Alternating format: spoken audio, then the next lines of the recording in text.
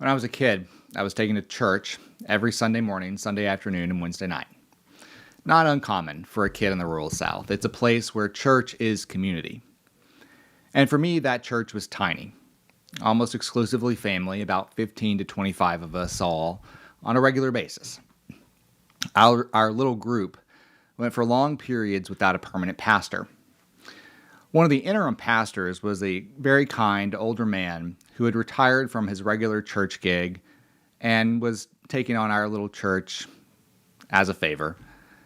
But he had continued in his retirement to continue to work in his prison ministry. He worked in Arkansas's maximum security prison, one of them, ministering to some of the worst in our society. And I remember his sermons where he would talk about his work with these men. And I remember the stories of their redemption and salvation, and that Jesus' love was available even to them, even after committing heinous crimes.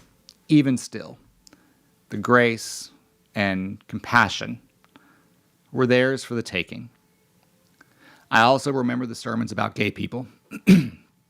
I don't remember the same sense of open arms and grace available to them, to me.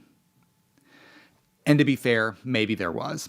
I was a teenage boy, terrified of being found out. I was completely preoccupied with hiding than I was looking for redemption. But what stands out in my mind all these years later isn't the grace and compassion, but the almost giddy condemnation of hell, fire, and brimstone reserved for people like me. I came out when I was 22, and I was still at the time trying to figure out how to reconcile my Christian faith with my very real lived experience. I couldn't find alignment, even though I tried really hard. I had tried different brands of Christianity.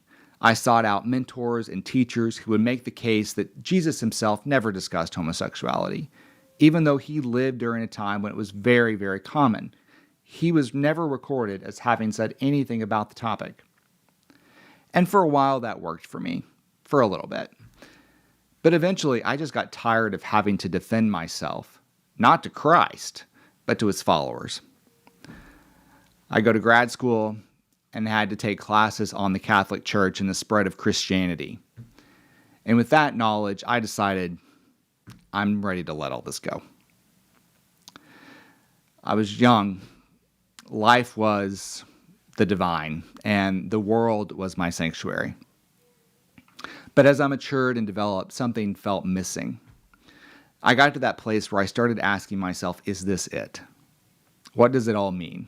What is my life's purpose? I was searching for something deeper and more meaningful. And so I sought out my life's meaning, working my way from Stoicism to Buddhism to nihilism to existentialism. I looked under the hood of Freud and Jung and Pearls and Rogers, and with each one, I would find myself like I was back in that tiny little church in Arkansas, being taught a language of yet another form of religion. Even in the realm of psychology and philosophy, it all felt a little bit dogmatic to me. Do this, don't do that. Follow this routine. Sit, stand, cross. And all of the pathways in search of my answers seemed to be telling me that it was the pathway itself that mattered. Somehow where the path leads is secondary. That has yet to make sense to me. I read somewhere that it's like the reflection of the moon. Imagine that everywhere there's a puddle of water on Earth, or a pond, or a lake, or the ocean, people come and they stand around it and they look down at it and they say, wow, look at the moon, isn't it amazing? And they go tell all their friends, come, see the moon, it's over here, look at the moon. And then they start charging them to come see the moon because they've carved out this little space where you can look in the puddle and see the moon. And then they start saying, well, if you want to come see the moon, you've got to wear this color shirt. And then you have to, well, you need to walk on one leg and you need to wave your arms like this if you want to come see the moon. And at every puddle of water, the people guarding that puddle of water set their own rules, charge their own admission. They start their own sales and recruiting efforts to get people to come see their moon. But it's not the moon. It's just a reflection. If you want to see the moon, just look up. Wherever you are, look up. But these people who guard the reflections, these people get in our heads. They make us question if the moon is even real. They tell us that we have to come to them if we want to look at the moon. You can't just look up. You don't know what you're looking at. You can't look up. You're not qualified to look up. You have no right to look up there. It's not for you. It's not for people like you. You can only see the moon if you come do what I tell you, and you come here and gaze into my puddle. But we can all look up. We can look up on our own. It's available to all of us. One of my goals for the next few years, in addition to simply surviving the hell that we are very likely to endure, is to earn a PhD. Why not take on a big project to distract oneself? A project that will be, in many ways, life-defining for me. I've committed to watching much less news over the next 4 years, and so I've decided that this is going to be where I'm going to pour myself.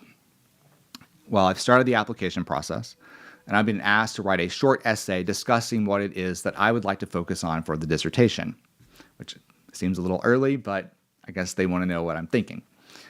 The degree is going to be in transformative studies, and so it's going to be the study of transformation. I'm thinking of it like a PhD in personal development, which I think is very cool.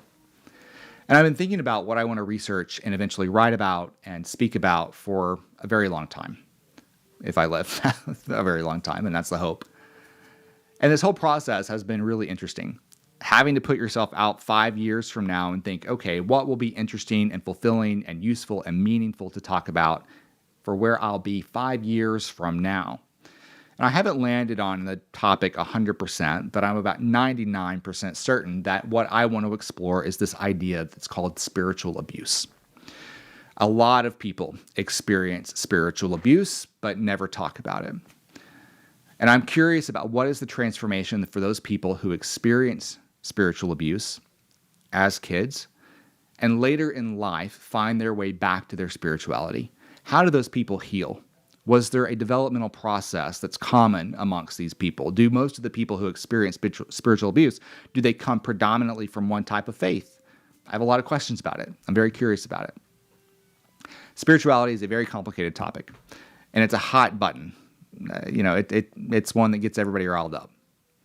But one of the challenges with this topic is that it's just really hard to define what spiritual abuse is, making clear what it is and what it's not. And when I'm talking about spiritual abuse, and as I'm thinking about it right now, I'm talking about the interference with the person's connection to their own spirituality. Using exclusionary and discriminating behavior and language with the effect of sabotaging another person's ability to connect with their own spirituality, their own sense of connection to the oneness of the universe, their ability to be inspired, to be filled in spirit by music or art or love, the profound connection to their inherent worth and their worth to participate fully in the world.